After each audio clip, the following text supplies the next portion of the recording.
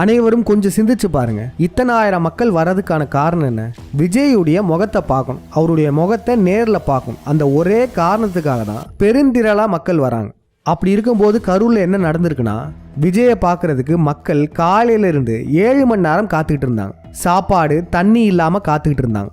எதற்காக காத்துக்கிட்டு இருக்காங்க? இவருடைய முகத்தை பார்க்கறது.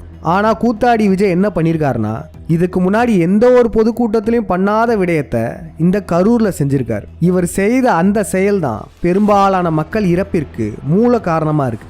என்ன செஞ்சிருக்காருன்னா, இவர் பேசக்கூடிய வேலுச்சாமி நகர் அங்க பெருந்திரளா கூட்டம் இருக்கு. இவரை பார்க்கறதுக்கு பல மணி நேரம் காத்துக்கிட்டு இருக்காங்க. ஆனா விஜய் 1/2 கிலோமீட்டருக்கு முன்னாடியே வேன்ல லைட் ஆஃப் பண்ணிட்டு உள்ள போயிட்டார். கிட்டத்தட்ட 3/4 மணி நேரம் அவர் வெளியவே வரல.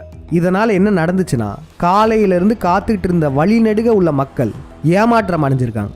பல மணி நேரம் வழிநெடுக காத்துட்டு இருந்த மக்கள் அவருடைய முகத்தை பார்க்க முடியலன்னு ஏக்கத்துல வண்டி பின்னாடியே வர ஆரம்பிச்சாங்க. அதனால அவர் பேசக்கூடிய அந்த இடம், அந்த நெருக்கலான இடத்துல ஏற்கனவே பல ஆயிரம் மக்கள் இருந்தாங்க. அது மட்டும் இல்லாம அந்த 1/2 கிலோமீட்டர் தூரம் உள்ள மக்களுமே அங்க வந்து சேர்ந்துட்டாங்க. காரணம், விஜயுடைய முகத்தை பார்க்கணுன்றதுக்காக. ஸ்டாம்பேட் உருவாவதற்கான மிக முக்கியமான காரணம் விஜய் செய்த இந்த செயல்தான்.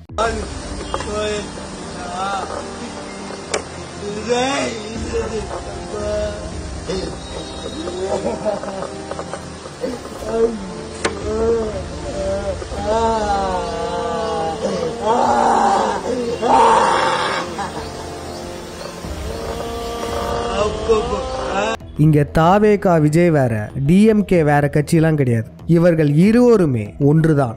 தமிழர்கள் நாம் விழிப்பாக இருக்க வேண்டும்.